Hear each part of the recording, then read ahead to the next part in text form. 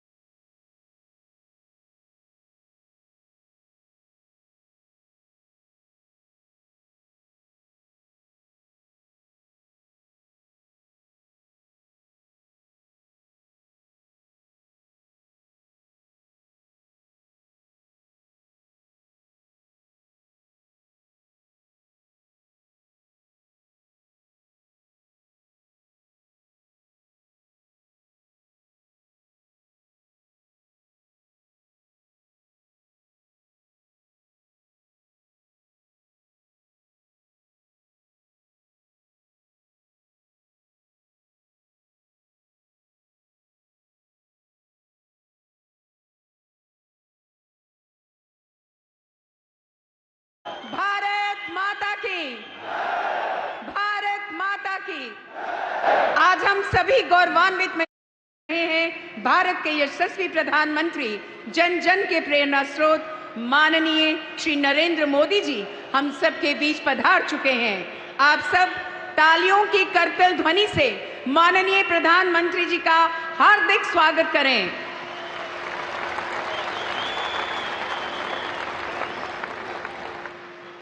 मंच पर माननीय प्रधानमंत्री जी के साथ आसीन हैं माननीय केंद्रीय रेल, सूचना एवं प्रसारण, इलेक्ट्रॉनिक्स एवं सूचना प्रौद्योगिकी के मंत्री श्री अश्विनी वैष्णव जी, जम्मू कश्मीर के माननीय उपराज्यपाल श्री मनोज सिन्हा जी, एक्सेलेंस श्री माता वैष्णो देवी कटड़ा और Srinagar.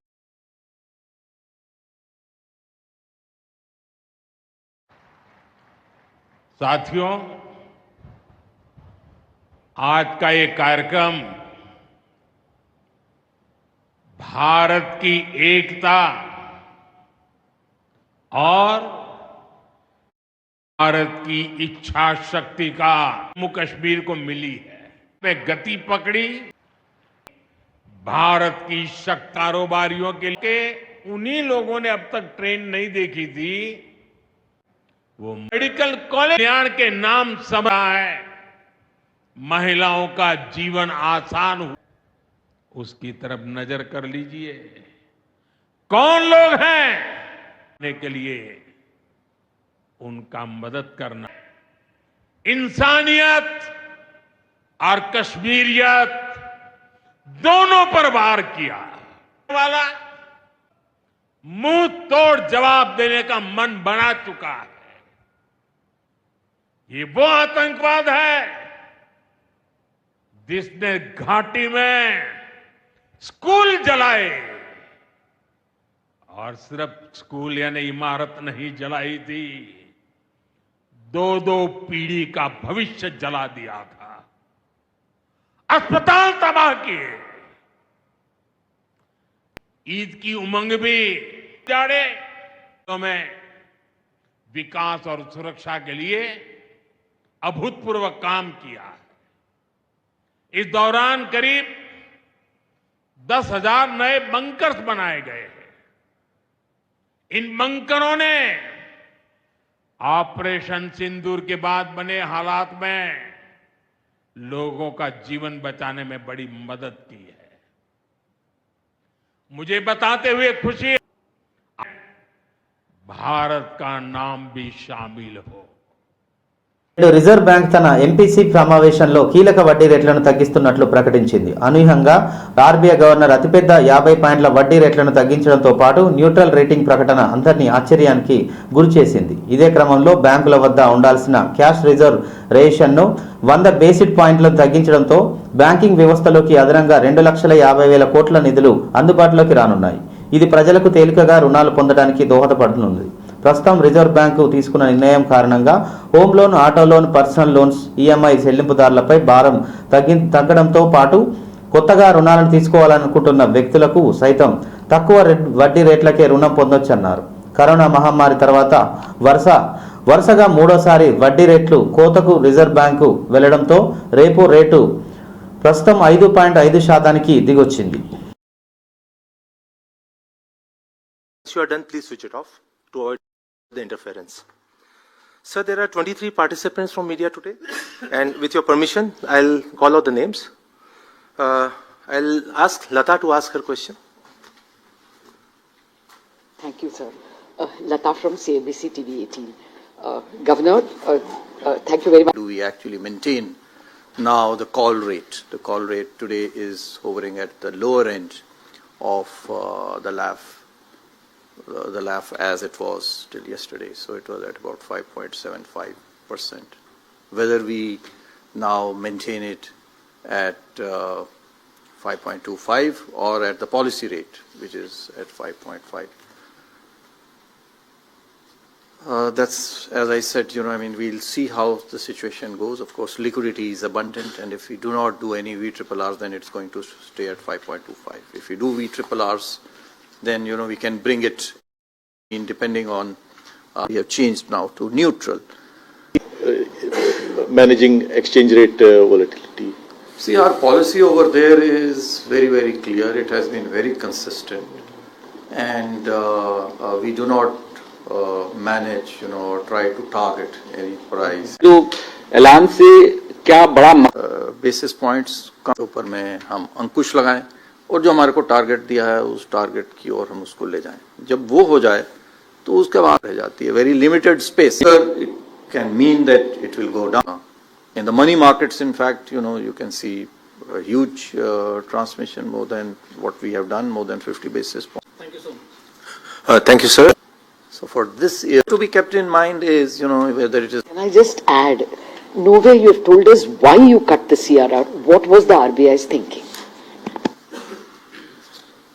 So better transmission, there is a faster transmission. 50, you announced 100, but on the stance front, you got back. के पास है. और उनको एक एंड यूज के ऊपर में बात आई थी कि एंड यूज की तो इंटरेस्ट मिला गवर्नमेंट अप्रूवल रूट, ये जो है बहुत deeper question in case analysis what will be the aim to be there, and so to mention that these events or episodes And law enforcement should take over from. On CRR, you're expecting it to be staggered. Sir, that work is in on the overall economic conditions, income level, because number 5 book is to the most vulnerable segment. So that's something which Do the notes are there, and there are 5 episodes. They'll come one after that. repeated. See, 27 against. ఎవరు అడ్డుపడ్డా మూసీ నది ప్రక్షాళన తీసి తీరుతామని CM Revanth Reddy అన్నారు. శుక్రవారం CM Revanth Reddy Yadadri Bhuvanagiri జిల్లాలోని పర్యటించారు. Gandhamalla reservoir పనులకు శంకుస్థాపన చేయడంతో పాటు జిల్లాలో 1,500 కోట్ల అభివృద్ధి పనులకు శ్రీకారం చుట్టారు. అనంతరం తిరుమలాపూర్లోని ఏర్పాటు చేసిన బహిరంగ సభలో పాల్గొని ఆయన మాట్లాడారు. ఎన్నికల సమయంలో చేసిన పాదయాత్ర సమయంలో మూసీ పరివాహక ప్రాంత ప్రజలకు కష్టాలు స్వయంగా చూశానని అన్నారు. నల్లగొండ రైతులకు మేలు కలిగేలా మూసీ ప్రక్షాళన చేస్తామని, గోదావరి జలాలతో మూసీ నదిని నింపుతామని అన్నారు. బీజేపీ నేతలు నర్మదా, గంగా నది ప్రక్షాళన చేసుకోవచ్చు, తెలంగాణ ప్రజలు మాత్రం మూసీ నదిని ప్రక్షాళన చేసుకోవద్దా అని ప్రశ్నించారు. మూసీ ప్రక్షాళన చేస్తుంటే ఇంట్లో కూలగొడుతున్నామని అడ్డుపడుతున్నారని బీఆర్ఎస్ బీజేపీ నేతలపై మండిపడ్డారు. ఇక్కడ మూసీ కాలుష్యంతో సంతానం కూడా కలగని పరిస్థితి నెలకొందని చెప్పారు. మూసీ ప్రక్షాళన చేసి నది ఒడ్డున ఉండే పేదలను ఆదుకుంటామని చెప్పిన వాళ్లను రెచ్చగొడుతున్నారని ప్రతిపక్షాలపై ఆగ్రహం వ్యక్తం చేశారు. మూసీ ప్రక్షాళన చేయకుండా బీఆర్ఎస్ కుట్ర చేస్తుందని ఆరోపించారు సీఎం రేవంత్ రెడ్డి.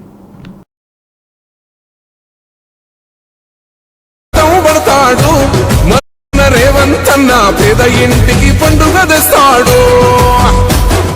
సోనియమ్మ దివెనతోని రాహుల్ సైనికుడయ్యి పెద్ద కొడుకై యుద్ధం చెయ్య సిద్ధమాయే రేవంత్ అన్న. 3 రంగుల జెండా బట్టి సింగమోలే కదిలినాడు ఉత్తరో కాంగ్రెస్. సోదరి మణి ఇదే కాదు, యాదగిరి గుట్ట ఈరోజు ఒక పెద్ద బోర్డుగా ఆంధ్రప్రదేశ్లో తిరుమల తిరుపతి దేవస్థానానికి ఏ విధంగా అయితే ఒక బోర్డు ఉండి ప్రపంచంలోనే ఒక గొప్ప పేరు తిరుమల తిరుపతి వెంకన్న స్వామి సాధించిండు, తెలంగాణలో కూడా అంత గొప్పగా లక్ష్మీ నరసింహస్వామి యాదగిరిగుట్ట రాణించాలని అక్కడ టీటీడీ ఉంటే ఇక్కడ వైటీడీని మనం ఏర్పాటు చేసుకున్నాం. ఇక్కడ ఉండే కమిటీ ఆధ్వర్యంలో ఇక్కడ విద్యా సంస్థల్ని యూనివర్సిటీ స్థాయికి పెంపొందించి ఈ ప్రాంత ప్రజలను ఆనాడు నవంబర్ 8 నాడు నా జన్మదినం ఉన్నదని వేలాది మంది ఇంటికి వస్తామంటే మీరు ప్రక్షాళన చేసుకోవచ్చు. మరి తెలంగాణ ప్రజలు ముఖ్యంగా నల్గొండ బిడ్డలు మూసీ నది ప్రక్షాళన ఎందుకు చేసుకోకూడదు? మూసీ మురికిలోనే మేము చావాలన్నా? మా ఆడబిడ్డలు మా ప్రాంతాల వాళ్ళు నల్గొండ ఆలేరు భువనగిరి ప్రాంతాలకు ఆడపిల్లలు ఇవ్వాలంటే వాళ్ళు తల్లులు కావాలంటే కష్టం ఉన్నది. ఆ ప్రాంతం విషపు నీళ్లు తాగితే బిడ్డలు పుట్టరు అనే ఒక పరిస్థితి, ఒక విషమ పరిస్థితి ఉంది. ఇవాళ మా ఆడబిడ్డలు కన్నీళ్లు పెట్టుకుంటుంటే ఈ బీఆర్ఎస్ బీజేపీ నాయకులకు కనిపిస్తలేదా? పుట్టబోయే బిడ్డలు కాలొంకరనో కన్నొంకరనో లేకపోతే బలహీనతలతోని పిల్లల్ని ఆదుకుందాం, వాళ్ళ జీవితాలలో వెలుగు నింపుదాం. అవసరమైతే 1000-2000 కోట్లు ఖర్చైనా ఆ మూసీ నది ఒడ్డున ఉన్న పేదలకు ఖర్చు పెడదామన్నాం. కానీ ఎవరు ముందుకు రాలే. మీరు ఇవ్వండి సలహాలని అడిగినాం, వాళ్ళకి మేలు ఎట్లా చేయాలనో చెప్పండి అన్నాం. కానీ వాళ్ళకి అది ఇష్టం లేదు. మూసీ కట్టొద్దు, నల్గొండ రైతులు బాగుపడొద్దు అనే ఒక విషపు ఆలోచనతో మూసీ నది ప్రక్షాళనని ఈరోజు అడ్డుకునే ప్రయత్నం చేయాలి. ఈ ప్రాంతం సర్దార్ సర్వాయి పాపన్న గౌడున మీ ఈ రోజు భూదాన్ రామ్ చంద్రారెడ్డి కూడా మనం స్వేచ్ఛను అనుభవిస్తున్నామని అనుకుంటే కాళ్ళల్లో కట్టెబెట్టు. టిఆర్ఎస్ అంటే దయ్యాల రాజ్య సమితి, అది ఇయాల అది భారత రాష్ట్ర సమితి కాదు, అది దయ్యాల రాజ్య సమితి. అందుకే ఇవాళ ఈ వేదిక మీద నుంచి తెలంగాణ ప్రజలకు నేను మాట ఇస్తున్నా, అవి దయ్యాలు కాదు, కొరివి దయ్యాలను వాళ్ళని పొలిమేర్లు దాటే వరకు తరిమి కొట్టే బాధ్యత 4 కోట్ల తెలంగాణ ప్రజల తరపున మీ సోదరుడిగా నేను ఆ బాధ్యత తీసుకుంటా. ఖచ్చితంగా ఈ కొరివి దయ్యాలను పొలిమేర్లు దాటే వరకు తరిమి కొట్టాలి. దానిలో మనస్ఫూర్తిగా ధన్యవాదాలు తెలియజేస్తున్నామని అడిగేది. 10 ఏళ్ళు ఈ రాష్ట్రాన్ని దోసుకొని రాష్ట్రాన్ని తగలబెట్టి రావణ కాష్టంగా మార్చి 8 లక్షల కోట్ల రూపాయల అప్పు చేసి రాష్ట్రాన్ని దివాలా తీపించి విద్యార్థులను రైతులను ఉద్యమకారులను పొట్టన పెట్టుకొని ఆదర్శ గ్రామంగా తీర్చిదిద్దుతా అన్నాడు. మరి కావచ్చు, ఆదివాసులను కావచ్చు, మైనారిటీలను కావచ్చు, కాదు రాష్ట్రంలో 100 నియోజకవర్గాలల్లో 20 మెడికల్ కాలేజీ ప్రాంతానికి ఇచ్చిన మాట వాస్తవం కాదా సోదరు? సవాలు విసురుతున్నా. పేదోడు ఉంటున్న ఇల్లు ఇందిరమ్మ ఇల్లు కాదా? పేదోడు కట్టుకున్న ఇళ్ల పట్టా ఇందిరమ్మ ఇళ్ల పట్టా కాదా? గవ్వ లేకున్న ఆర్టీసీ బస్సు చెయ్యి చూపితే ఉచితంగా బస్సు ఎక్కుతలేరు అక్క. నిజం సాయంత్రం బెల్ట్ షాప్కి ఆయన మిమ్మల్ని నగదు అడిగే పరిస్థితి తెచ్చినా లేదా మా అక్కలు చెప్పాలని నేను అడుగుతున్నా. ఇవాళ పెత్తన మా ఆడబిడ్డల చేతి ఉంటే పిల్లల చదువులు ఉంటాయి, ఇల్లు బాగుపడుతుందని ఇవాళ మా అక్కల చేతుల్లో పెత్తనం పెట్టిన మాట నిజంగా ఉత్తమ్ కుమార్ రెడ్డి గారి నాయకత్వంలో తేల్చే బాధ్యత ఎందుకు తీసుకుంటాం? లేవు నన్ను నెలల కొద్ది జైళ్ళలో గడిపిన మేమేమనుకోవాలి? నువ్వు దేవుడువా? నువ్వు మనిషివే కదా. ఆనాడు ప్రధానమంత్రిగా పనిచేసిన పివి నరసింహారావు ఒక సెషన్స్ మేజిస్ట్రేట్ ముందర పోయి చేతులు కట్టుకొని నిలబడ్డాడు కోర్టు నోటీస్ ఇస్తే. మీకెందుకయ్యా అంత బలుపు? మీరు చేసిన తప్పులకి ఇవాళ కమిషన్ నోటీస్ ఇచ్చింది, జవాబు చెప్పాల్సింది పోయి ఎదురుదాడి మా మీద చేస్తారు. రోజు మీకు నాయకుడు అమరవీరుల త్యాగం చూసి అమ్మ సోనియ చలువతోటి వచ్చిన మన తెలంగాణ రక్షణే చేయమంటున్నాడు. 3 రంగుల జెండా బట్టి సింగమోలే కదిలినాడు ఉత్తరో కాంగ్రెస్ సూర్యుడు. 2 వేరు సంఘటనలో అమాయక వ్యవసాయదారులను లక్ష్యం చేసుకొని ముఖ్యంగా కంపెనీల పేర్లతో పాటు గడువు తీరిన పురుగుల మందులు, నకిలీ విత్తనాలను విక్రయిస్తున్న 2 ముఠాలకు చెందిన 7గురిని ప్రస్తుతం వరంగల్ టాస్క్ ఫోర్స్ పరకాల గీసుకొండ పోలీసులు సంయుక్తంగా అరెస్టు చేశారు. ఈ 2 ముఠాల నుండి పోలీసులు సుమారుగా 63,62,000 రూపాయల విలువ గల నకిలీ కాలం తీరిన పురుగుల మందులు, 166 కిలోల నకిలీ విత్తనాలు, 800 లీటర్ల గడ్డి మందుతో పాటు నకిలీ పురుగు మందుల తయారీకి అవసరమైన సామాగ్రితో పాటు 7 సెల్ ఫోన్లను పోలీసులు స్వాధీనం చేసుకున్నారు. ఈ అరెస్టుకు సంబంధించి వరంగల్ పోలీస్ కమిషనర్ సన్ ప్రదీప్ సింగ్ వివరాలు వెల్లడిస్తూ, పోలీసులకు అందిన పక్కా సమాచారం మేరకు టాస్క్ ఫోర్స్, పరకాల పోలీసులు, వ్యవసాయ అధికారులు సంయుక్తంగా కలిసి ప్రధాన నిందితుడిని నాగారం చెందిన మాబోయిన తిరుపతి ఇంటిపై పోలీసులు దాడి చేసి నకిలీ కాలం తీరిన పురుగుల మందులను పోలీసులు స్వాధీనం చేసుకున్నారు.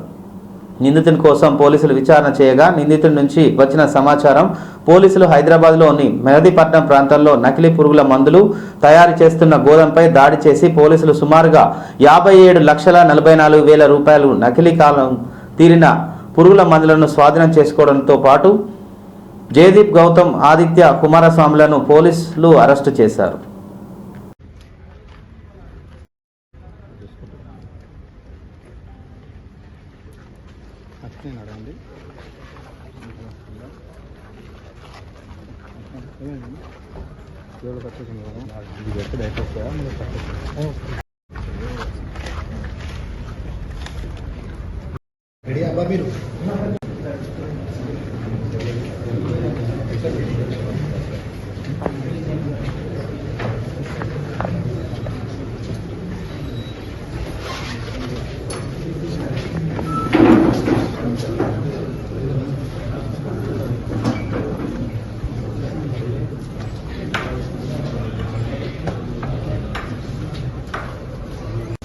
ఓకే, సంబంధించి ఇన్సెక్టిసైడ్, వీడిసైడ్, కాటన్, ఇది ఏదైతే గవర్నమెంట్ నుంచి ఆల్రెడీ బ్యాన్ ఉంది ఇది, ఎందుకంటే ఇది జెనెటికల్లీ మోడిఫైడ్ క్రాప్ ఇది. సో ఇది హెర్బిసైడ్ టాలరెంట్ అంటారు అది. సో ఇది బ్యాన్ కాటన్ సంబంధించిన సీడ్ 66 కిలోగ్రామ్ ఇది ఎస్పీబీటీ కాటన్ సీడ్ జరిగింది. ఇంకో 40 ప్రజెంట్ పరారీలో ఉన్నారు. సో జిల్లా డీటెయిల్స్ వచ్చేసి అక్యూజ్ A1 ఉన్నాడు. ఇతని పేరు బి రెడ్డి, మా రెడ్డి. ఇతని ఎల్కతుర్తి హవేలీ పట్టుకోవడం జరిగింది. వాళ్ళ దగ్గర ఇంతకుముందు చెప్పిన క్వాంటిటీ అన్ని కూడా సీజ్ చేసినాము. Local police and agriculture officers వీళ్ళందరూ కూడా ఏదైతే అక్యూజ్ A1 అని ఉన్నాడో బి రెడ్డి, మా రెడ్డి అని, ఇది సీడ్ అక్కడ ఉన్నట్టు నాకు ఇది తెలిసింది. వాళ్ళ దగ్గర 166 కిలోగ్రామ్ ఇది అంత సీడ్ అది సీజ్ చేయడం జరిగింది. అతన్ని కూడా త్వరలోనే పట్టుకుంటాము. వ్యక్తి ఆల్రెడీ MBA కూడా చేసిండు ఆస్ట్రేలియా నుంచి. సో అంతా మంచి వెల్ ఎడ్యుకేటెడ్ అయిపోయిన తర్వాత ఈ బిజినెస్ ఇట్లా పెట్టుకుంటాం. ఇది లో సీడ్ వచ్చింది. కానీ ఇది పూర్తిగా విచారణ చేస్తున్నాం. దెన్ కొన్ని స్పురియస్ సీడ్స్ 2 లక్షల వరకు. పేరు వచ్చేసి ముదంగుల ఆదిత్య. ఇతను గురిమల్కప్పుడు నడుస్తున్నాడు. ఇంకా వేరే ఎవరైతే వాళ్ళు ఉన్నారో వాళ్ళని కూడా అందరినీ పట్టుకుంటాము. వాళ్ళు అందరికీ ఇది సేల్స్ చేయడానికి ఇట్లా ప్లానింగ్ చేశారు. లైసెన్స్ అగ్రికల్చర్ డిపార్ట్మెంట్ తోటి కాంటాక్ట్ చేసి ఆ లైసెన్సెస్ కూడా క్యాన్సిల్ చేపిస్తున్నాము. అది షాప్స్ కూడా సీజ్ అవుతాయి. లాస్ట్ ఇయర్ అయింది అది LB Nagar police station Rachakonda కేసులో ఏదైతే అయిందో దాంట్లో ఆల్రెడీ ప్రొసెస్ నడుస్తుంది. ఈ కేసెస్ లో కూడా ఖచ్చితంగా PDF పెట్టుకొని వాళ్ళకి శిక్ష పడిన తర్వాత వాళ్ళు కూడా ఇది చాలా తక్కువ వస్తుంది, ఇది తీసుకుంటే మంచి ఉంటుంది అట్లాగే మళ్ళీ పబ్లిక్ కి కూడా రిక్వెస్ట్ విన్నపం చేస్తున్నాము. ఏదైనా మీకు ఇన్ఫర్మేషన్ ఉంటే ఇట్లాంటి ఎక్కడైనా నడిపిస్తున్నారు దయచేసి మాకు ఇన్ఫార్మ్ చేయండి. డెఫినెట్లీ వాళ్ళ మీద స్ట్రిక్ట్ యాక్షన్ తీసుకుంటాం. దాని కేసెస్ లో మా టీమ్స్ అన్ని కూడా ఉంటుంది. దానిలో మరి పీడియాక్ లో మీకు తెలుసు ఇంతకుముందు హైకోర్టు కూడా చాలా కేసెస్ లో రాష్ట్ర ప్రభుత్వం కేబినెట్ సమావేశంలో నిరాశపరిచిందని మాజీ మంత్రి హరీష్ రావు వ్యాఖ్యలు చేశారు. శుక్రవారం మీడియాతో మాట్లాడుతూ 6 గ్యారంటీలను ప్రభుత్వం మర్చిపోయిందన్నారు. గాలి మోటార్లపై తిరుగుతూ గాలి మాటలు మాట్లాడుతున్నారని మండిపడ్డారు. ఒక్క DA ఇచ్చేందుకు ముచ్చట్లుగా 3 కమిటీలు వేశారని, దీనికి కేబినెట్లో 5 గంటలు చర్చించారని వ్యాఖ్యలు చేశారు. ఉద్యోగులను కాంగ్రెస్ ప్రభుత్వం నిట్ట నిలువున ముంచుతుందన్నారు. తక్షణమే 3 DAలు చెల్లించాలని BRS పార్టీని డిమాండ్ చేస్తుందని అన్నారు. ఉద్యోగస్తులపై సర్కారు కేసులు పెడుతుందన్నారు. ప్రతి గ్రామంలో గ్రామ పంచాయతీల కార్యదర్శులు అప్పులు తెచ్చి గ్రామాల్లో పనులు నిర్వహిస్తున్నారని చెప్పారు. మంత్రి ఉత్తమ్ కుమార్ రెడ్డి అబద్ధాలతో ముఖ్యమంత్రి రేవంత్ రెడ్డిని మించిపోయారని వ్యాఖ్యలు చేశారు. ఉత్తమ్ కుమార్ రెడ్డి ఏది మాట్లాడినా అబద్ధమేనని ఎద్దేవా చేశారు. కాంగ్రెస్ ప్రభుత్వం రాష్ట్రంలో క్రాప్ హోలెడ్ ప్రకటించిందని అన్నారు. 65 టీఎంసీల నీటిని ఉపయోగించకుండా చేసిందని ఉత్తమ్ కుమార్ రెడ్డి అంటున్నారని ఆరోపించారు. నీతి ఆయోగ్ మీటింగ్లో ప్రధానిని రేవంత్ రెడ్డి ఎందుకు ప్రశ్నించలేదని అడిగారు. గోదావరి బనకచెర్ల కోసం బీఆర్ఎస్ ప్రభుత్వం సుప్రీంకోర్టు వెళ్తుందన్నారు. గోదావరి బనకచెర్ల మీద బీజేపీ ఎందుకు మాట్లాడడం లేదని ప్రశ్నించారు. శ్రీశైలం రైడింగ్ ప్రాజెక్టును పనులను నిలిపివేయాలని డిమాండ్ చేశారు. గోదావరి బనకచెర్ల ప్రాజెక్టును ఉత్తమ్ కుమార్ రెడ్డి అడ్డుకోవాలన్నారు. కాళేశ్వరం కుప్పకూలిందని చెప్పే రేవంత్ రెడ్డి గంగమల్లకు నీళ్లు ఎక్కడి నుంచి వస్తాయని ప్రశ్నించారు. కూలిందన్న నువ్వు మరి కాళేశ్వరం నీళ్లతో గంగమల్ల కొబ్బరికాయ ఎట్లా కొట్టినావు? హైదరాబాద్ లో మూసీకి నీళ్లు తెస్తా అంటున్నావు. నేను సూటిగా అడుగుతున్నా, మూసీకి పోయే నీళ్లు కాళేశ్వరం నీళ్ళ కావా? మరి కాళేశ్వరం కూలిందన్నో కాళేశ్వరం నీళ్లు మూసీకి ఎట్లా తీసుకుపోతాను కొబ్బరికాయ కొడుతున్నావు? అంటే నువ్వు అబద్ధాలు మాట్లాడినావు, గోబల్స్ ప్రచారం చేసినావు అనే విషయం. రాష్ట్రీయులకు చట్టబద్ధత ఏమైంది? ఇచ్చింది. మంత్రులతో సబ్ కమిటీ, ఐఏఎస్ అధికారులతో సబ్ కమిటీగా 3 కమిటీలు వేసిండ్రు. మంత్రులతో సబ్ కమిటీ, ఐఏఎస్ అధికారులతో సబ్ కమిటీ, పెద్ద మనుషులు అడ్వైజర్లతో ఒక సబ్ కమిటీ. ఏదో అంటారు చూడు, 5 గంటల కేబినెట్ లో చర్చ ఏంది, ఆ ఒకటి ఇచ్చుడేంది? పిఆర్సీ ఊసేలేదు, ఊజుకుంటా ఉన్నారు. మీరు 100 రోజుల్లో పిఆర్సీ అన్నారు, 500 రోజులు అయింది కదా నీ గవర్నమెంట్. ఆ రోజు ఇంకా మెరుగైన పిఆర్సీ ఇస్తాం, 100 రోజుల్లో ఇస్తాం, డిఏలు ఇస్తాం, బకాయిలు ఇస్తాం. ఏమైంది? ఆ రోజు అర్రాస్ పాట పాడింది. స్కీమ్ మీరు ఇచ్చిన మాట ప్రకారంగా ఓపీఎస్ ను తీసుకురావాలని కోరుతున్నాము. పంచాయతీ సెక్రటరీ లేడు. దుబ్బాకలో ఏ ఊరికన్నా పోదాం, ఏ పంచాయతీ సెక్రటరీ కలిగింది. ఉద్దర తెచ్చి, మితికి తెచ్చి, అప్పు తెచ్చి, డీజిల్ పోసి నడుపుతుంది. సగం గ్రామ పంచాయతీల్లో ట్రాక్టర్లు మూతపడ్డాయి, అవార్డులే లేవు. కాంగ్రెస్ వచ్చింది, అవార్డులకు మంగళం పాడింది. గుండు 0, ఒక్క అవార్డు వస్తలేదు.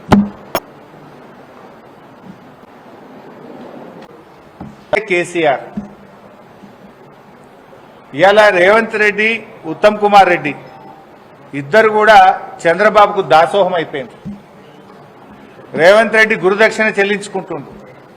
ఉత్తమ్ కుమార్ రెడ్డి కూడా భార్యాభర్తలు ఇద్దరు పోయి విజయవాడకు పోయి విజయవాడలో చంద్రబాబు గారిని కలిసి బజ్జీలు తినొచ్చిండు.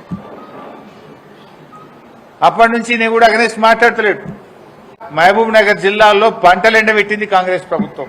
65 టీఎంసీలు తక్కువ వాడడం అంటే 6,50,000 ఎకరాలకు పంటకు నీళ్లు ఇవ్వకపోవడమే. చేతగాంతనం నీది లేదు, స్టడీ చేసి మాట్లాడుతా అంటుండు. పేపర్లలో ఏమొచ్చిందంటే గోదావరి బనకచెర్ల మీద మాట్లాడడానికి టైం దొరకలే, మళ్ళా మీటింగ్ లో మాట్లాడతారట. ఇచ్చుకొని చూస్తారా? సుప్రీంకోర్టుకు పోయి ఆపే బాధ్యత లేదా?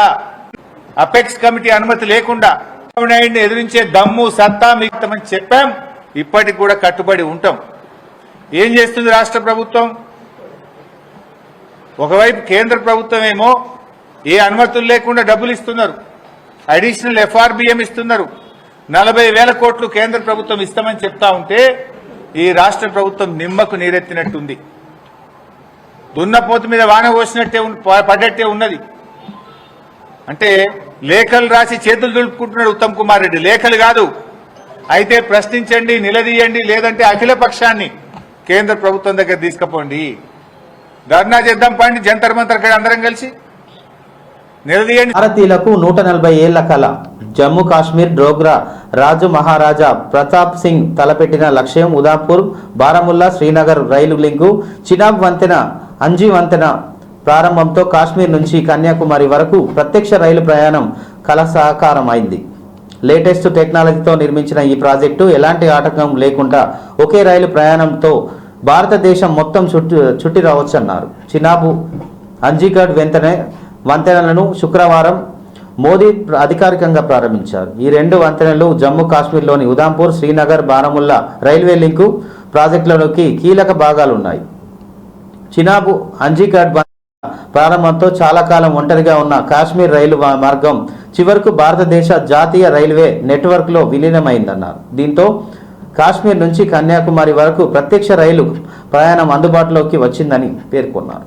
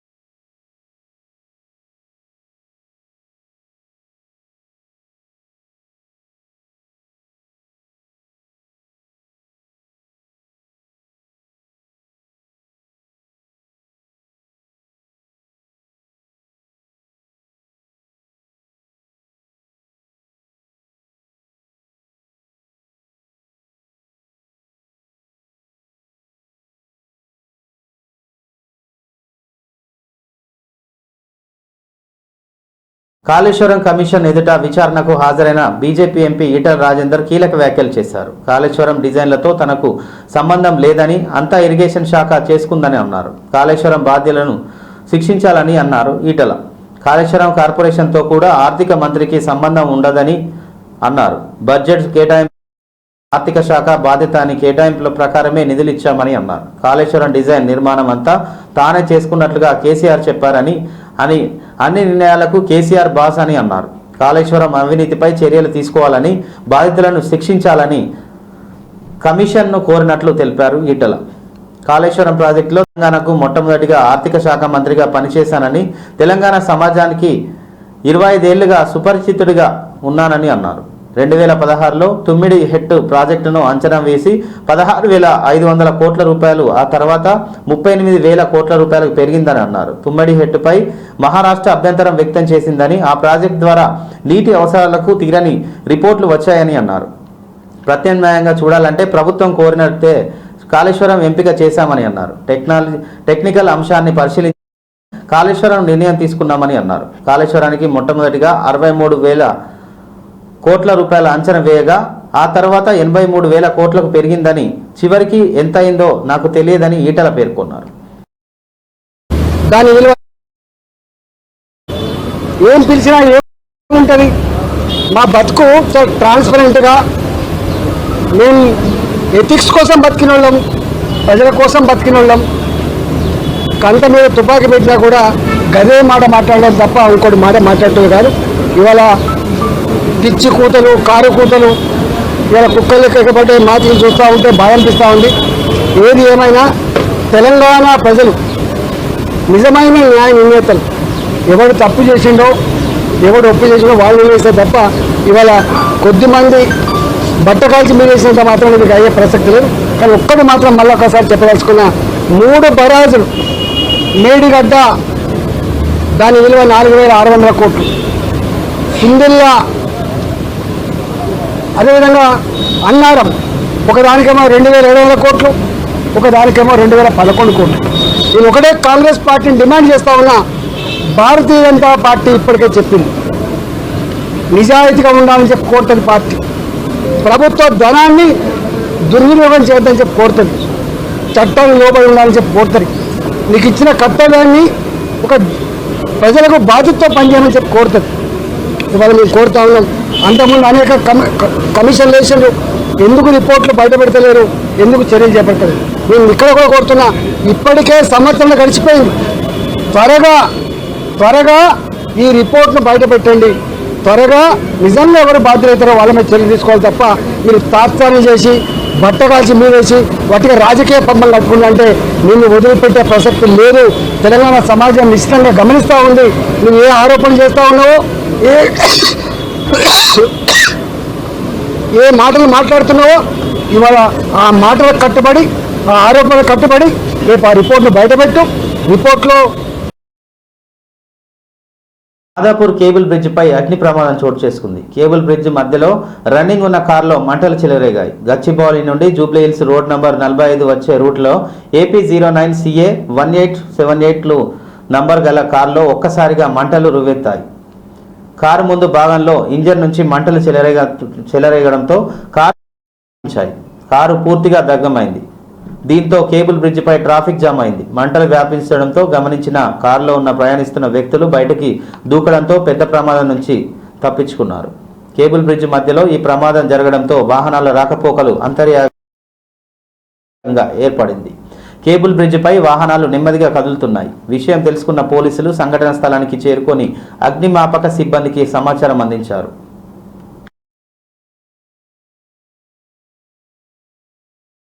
దేశవ్యాప్తంగా గుర్తింపు పొందిన ఖైరతాబాద్ బడా గణేశుడి తయారీ పనులు స్టార్ట్ అయ్యాయి. ఖైరతాబాద్ గణపతి ఉత్సవ సమితి ఆధ్వర్యంలో శుక్రవారం కర్ర పూజ నిర్వహించి 71వ ఖైరతాబాద్ గణేష్ విగ్రహ తయారీ పనులకు అంకురార్పణ చేశారు. ఈ మేరకు గణనాథుడి రూపాన్ని ఉత్సవ సమితి సభ్యులు విడుదల చేశారు. ఈ ఏడాది 69 అడుగుల ఎత్తులో శ్రీ విశ్వశాంతి మహాసేనుడిగా భక్తులకు దర్శనం ఇవ్వనున్నారు. ఖైరతాబాద్ గణేశుడు ఇరువైపులా కుడి పక్కన శ్రీ జగన్నాథ స్వామి, శ్రీ లక్ష్మీ సమేత హయగ్రీవ స్వామి, ఎడమవైపు లలిత త్రిపుర సుందరి, శ్రీ గజ్జలమ్మ దేవి ఉండనున్నారు.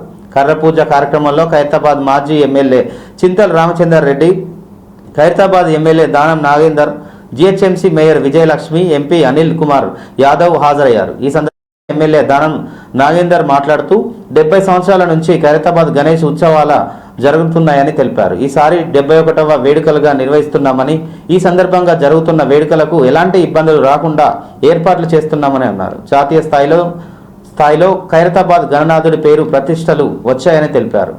గణేష్ ఉత్సవాల సందర్భంగా ప్రభుత్వం, పోలీస్ శాఖ అన్ని విధాలుగా మాకు సపోర్ట్ చేస్తుందని, మీడియా పాత్ర ఎప్పటికప్పుడు మర్చిపోమని చెప్పారు. ప్రతి ఒక్కరూ ఈసారి జరిగే ఖైరతాబాద్ గణేష్ ఉత్సవాలకు సపోర్టుగా ఉండాలని ఆశించారు. ఇటీవలే అనారోగ్యానికి గురైన జూబ్లీహిల్స్ ఎమ్మెల్యే మాగంటి గోపీనాథ్ త్వరగా కోలుకొని దానం నాగేందర్ తెలిపారు.